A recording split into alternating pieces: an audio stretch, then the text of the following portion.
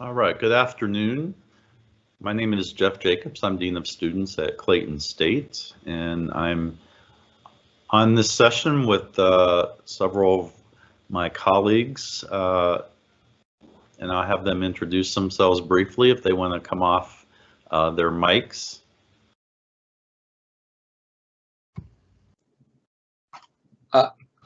Hello, everyone. My name is Matthew Trice, student affairs intern, and all things SGA. Hi, good afternoon. I'm Rachel Gaines. I'm the secretary for SGA. So thank you all. We're going to take some turns here talking through our slides for today. Again, we appreciate those who are on the call joining us for this SGA interest election information session. And we'll probably just take about 30 minutes or so and go through some slides to talk about SGA. So I'm going to go ahead and have Matt advance to the next slide, or the first slide. So a lot of times we like to talk about why get involved on campus. Many students are involved on campus and they often will know, already understand the benefits. But if you've been somebody who's not been involved, a lot of the research that we talk about with student involvement really is geared towards students who do end up developing a stronger connection to university life. As a part of that, they often enjoy a more satisfying college experience than if they had not been involved. And then when you look at the research on the academic side of the house, when students are satisfied with their college experience, it usually means they're going to do better academically.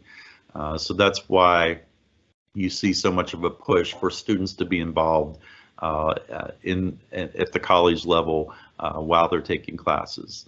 And then ultimately, for many of the activities that students get involved with, the kinds of things that they're doing in these involvement positions are great ways to demonstrate your ability to perform in the future. And so putting it on a resume is definitely something that you can do and is very appealing to potential employers. So it does give you an edge when you're out looking for a job. So those are just some of the reasons why campus involvement is so important. Matt, you can take this one, or I can, and it's up to you. I believe I'll give it a shot. Dean Jacobs. All right, we're just going to move ahead here. So just kind of continuing on from what Dean Jacobs was saying, this, as you can see, you touched on things of, expanding your skill set and, making yourself more marketable for certain jobs. So what do you get out of SGA? Do you just get a fancy title? No, you get so much more. You get valuable leadership experience. And I can honestly say we have a wide variety of different SGA leadership retreats, from our general senators to our executive officers and even our committee chairs. They get valuable leadership experience. They develop incredible organizational and interpersonal skills by working with each other as SGA members, working with other student organizations on campus, and listening to student concerns. It's all about how you communicate and how you can build that rapport with each other. You also learn about program planning, development, and implementation. Perfect example, project management. We do a wide variety of student-led initiatives. We work with various academic and administrative departments. There are various events that you have seen that require project management, such as our SGA Campus Safety Walk, or various other events that come across the campus. It definitely involves a great deal of time management, project management, resource management, the whole 9 yards. And also you can network with other Clayton State student leaders, administrators, faculty, and staff. I started out as an SGA senator myself, and I ended up as Dean Jacobs' right-hand man. So boom, that's a perfect example of, you know, how SGA can definitely allow you to, as we say in my line of work, rub elbows, you know, with some of the administrative leaders on campus. And you rub elbows very well, Mr. Trice. Well, thank you kindly. Thank you kindly. All right. So a little bit about what SGA does.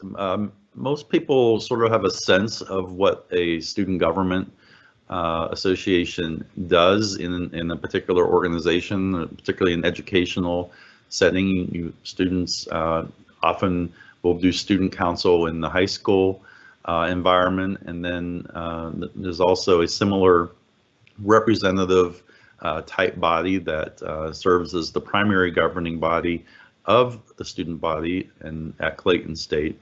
And so the many of these points come directly from the student government constitution, where the SGA will promote the general welfare of the student body by obtaining student input and recommending appropriate policies and regulations to the appropriate administrative persons or committees.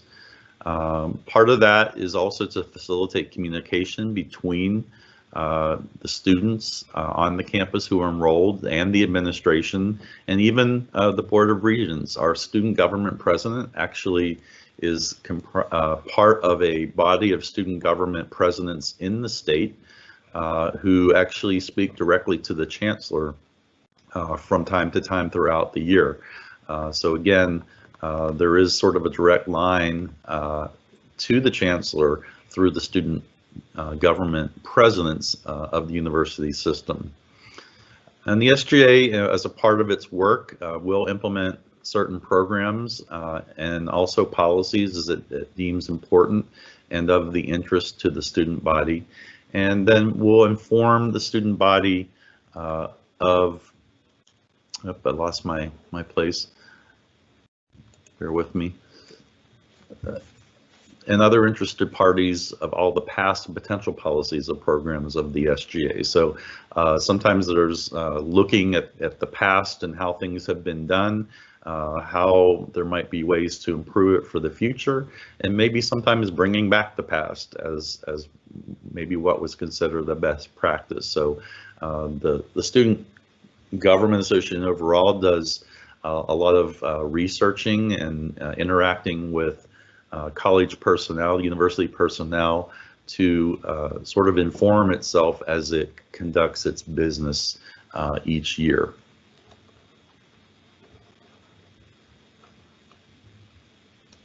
Awesome, awesome.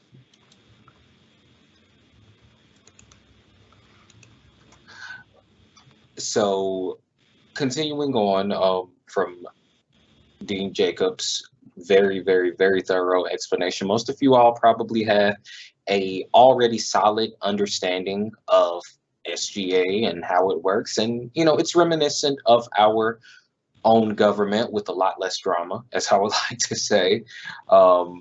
We have our 4 executive board officers, which are usually elected in the spring: president, vice president, treasurer, and secretary. We also have our 16 undergraduate student senators, who are also elected in the spring. We also have our 5 graduate student senators, who are also elected in the spring. And then we have our 10 freshman student senators, who are also elected in the fall. So as you see, SGA caters to every classification here at Clayton State University, and there is no such thing as a bad time to get involved in student government. Even if you're a non-traditional student, if you want to come through and you want to get involved, SGA, we will definitely, you know, take it for what it's worth, and we'll try and get you in here and get you active and all that fun stuff. And Matt, I'll just add that if you do the math, you can see that it's about 35, exactly 35 students who make up the Student Government Association. So it's a fairly significant size group to represent the student body. Unfortunately, we have not seen all those positions being filled in some years, and including this most recent year. And so we're looking to work to fill these positions and make sure that SGA has the full representation.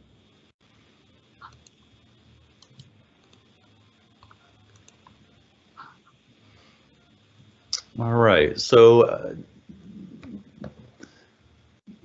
student government usually functions around its core committee structure from week to week. As you can see, you can read these: the academic affairs, fiscal affairs, graduate student affairs, internal affairs, and student affairs are sort of the areas where student government will direct its concerns or its programmatic initiatives within each of these types of committees. And obviously they speak fairly directly to what they cover, whether it be academic affairs, academic types of issues at the institution, to budget issues in the fiscal affairs area.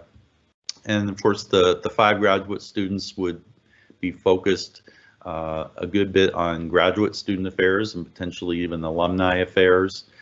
Internal deals with the inner workings of the student government, and student affairs is fairly broad when it tend to address many general student issues that might come up. So those are the 5 committees that SGA senators serve on.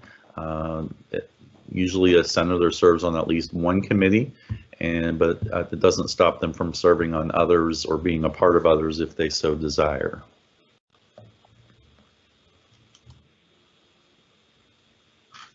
So what does it take to be an SGA member? Well, it takes a lot, but more so it gives a lot. As we have already explained, it does take a lot, but it gives a lot.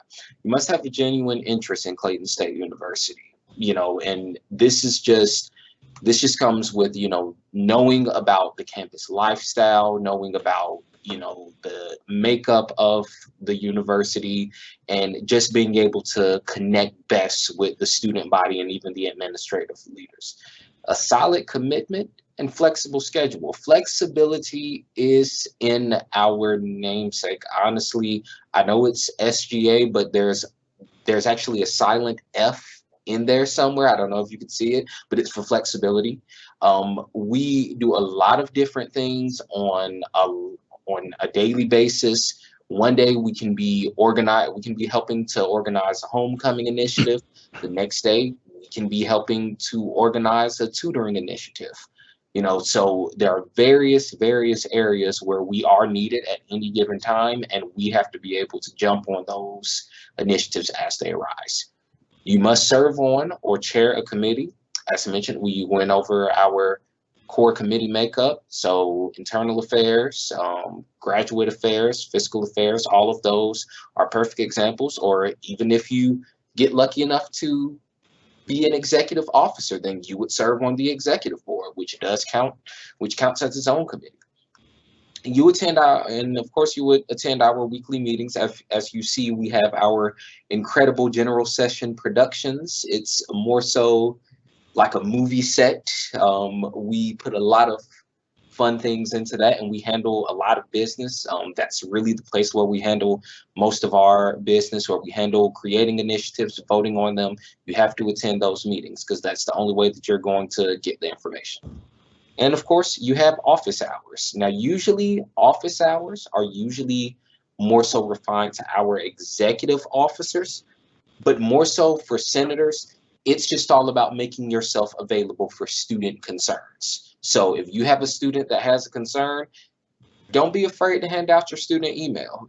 Go ahead and let them shoot you an email so that you can get those concerns out, bring them to the general session, and then we can take care of them as needed. And attend scheduled SGA events. We have tons of fun. We're not all work and no play. We actually do like to have a good time and get work done as well. So that's pretty much the gist of what goes into being an SGA member. Did I leave anything out, Dean Jacobs? I think you covered it. Awesome. Okay, so as we've discussed already, and what you've seen in a lot of the promo so far, out and around campus is that we're in the midst of spring election season. Spring elections include the executive board officer positions of president, vice president, treasurer, and secretary, and as well as the undergraduate student senators, for which there are 16 positions, as well as 5 graduate student senators. As you can see, the terms of office, the officers usually will take their positions beginning in May, in this case, May of 2021, and go for the entire year. They'll be planning over the summer and getting ready for the fall semester and the new academic year. The undergraduate senators, while they might have some activity over the summer, their official term actually begins in the new academic year in August 2021 and goes to the end of the following spring semester, April 2022. Same for the graduate positions. And as was also mentioned, in the fall, we will have elections for 10 freshman senators that will be elected from the incoming freshman class in fall 2021. I'll just note there too that the officer positions, budget permitting on our campus, may receive a monetary stipend each semester. Again, that will depend on the budget and those kinds of things, but that is something that we ultimately like to see our students do in terms of the work that they commit to in these officer positions. Matt? Awesome, awesome, awesome. So how do you get to these wonderful, wonderful SGA positions? Well, now you can't just walk into the door and sit on down. No, you actually have to run through it just like a typical election. And don't worry, guys. We make sure that all of our elections are safe and easy for everyone to use. So you won't see us on CNN for anything out of pocket. All SGA officers and senators must meet and maintain the following qualifications. You must be enrolled for a full academic year in which you intend to run for a position of SGA. You must be in good academic and social disciplinary standing.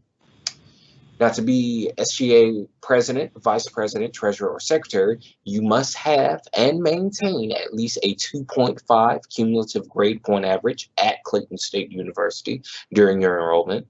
You must have completed a minimum 12 hours, a minimum of 12 semester hours here at Clayton State University. You must have served at least one academic year as a senator in SGA. So you have to crawl before you can walk, ladies and gentlemen. That's pretty much, you know, what we want to put out there. We want you to have that experience as a regular senator before you hop on to the executive board.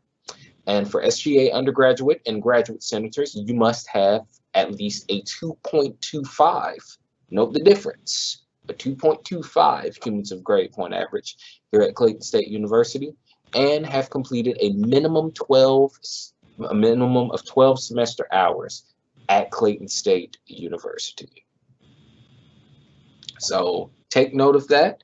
Those are the qualifications. They are locked in. They will never change for any reason whatsoever. So if you are a student and you're not sure if you're eligible, please look at these qualifications and you'll get your answer.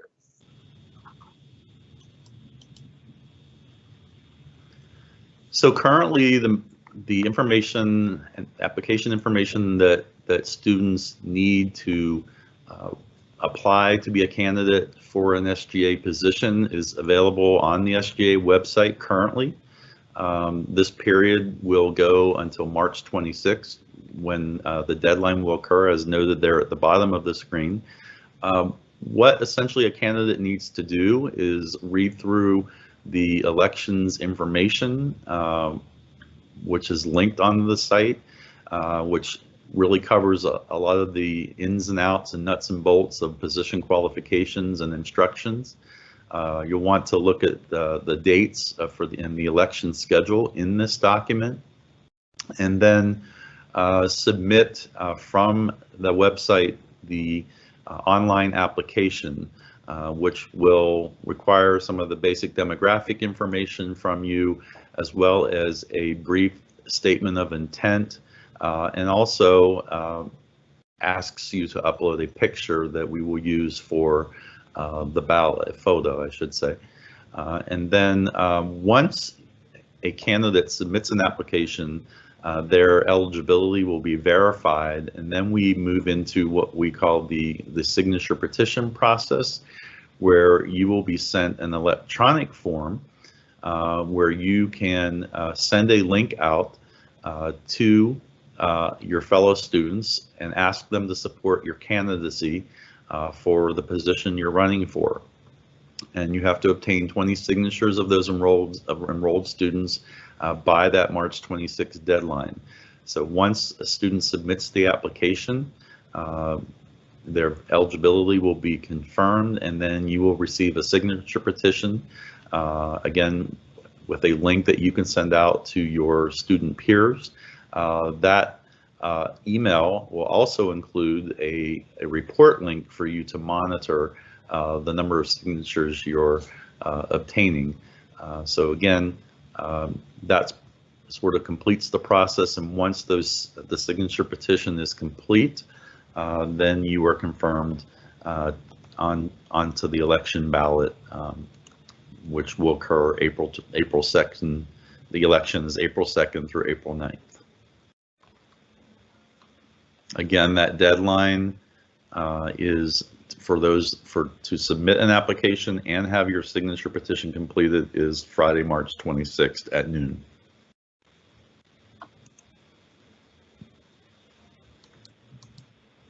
And I stole your fire. Well, pretty much what Dean Jacobs has told you all. That's pretty much right on the money. The election dates, as you see, Tuesday, March 30th, Thursday, April 8th. That is the approved candidate campaign period. As we previously discussed, you must have your application on file, and you must have your petition filled out. And once all of that is taken care of, well, then you are officially qualified to run as a candidate. By April 2nd, that is when the voting period is going to open at 8 a.m. sharp. That is Eastern Standard Time. It's not Mountain, it's not Central, it's not any other time zone, it's not Pacific. It's Eastern Standard Time, 8 a.m.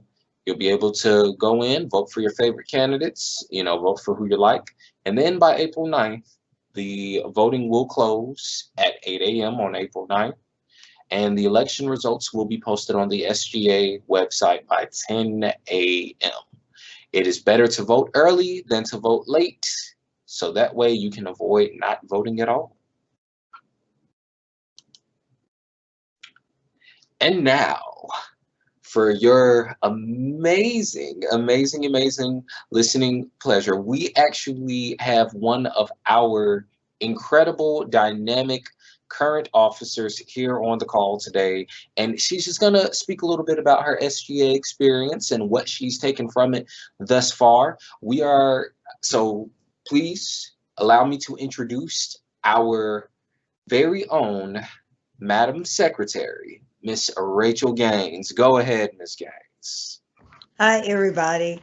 I am the SGA Secretary, and this is my first time being in office and participating in SGA, and it has been my pleasure. When I first became a student at Clayton State as a junior, which was my first time enrolling, I seen SGA on campus and didn't know what it was, didn't know how to get involved, and I don't know why I waited so long, but I waited until I was a graduate student, but here I am, and I'm active, and I'm sorry that I missed out on before. So I do encourage you to try to become a senator or an officer, because it is fun, it's different, it keeps me involved with what's going on campus. I am an online student, so it's more important to know what's going on campus. So I will speak on that behalf. And also, as a grad student, I wish I want more grad students to come out and become senators as well.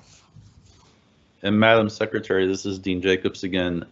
You could talk a little bit about some of the opportunities that you have been given coming up as you move into the summertime with some of the activities that are going on in the university system.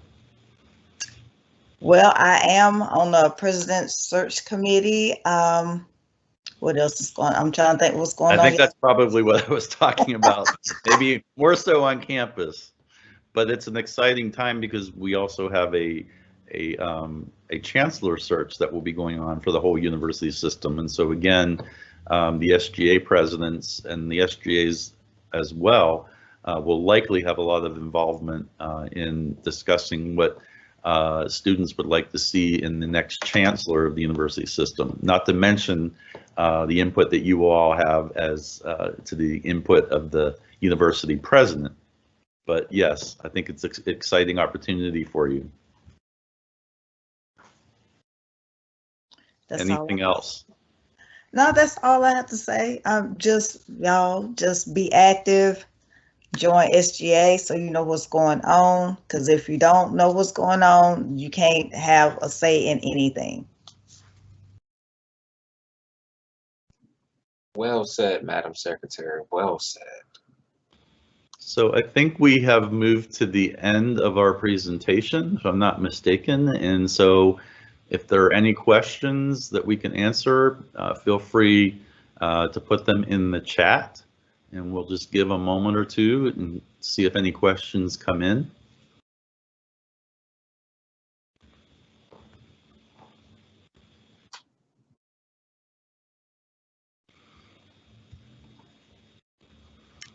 We don't bite you guys. I promise you we don't, and we couldn't because we're virtual.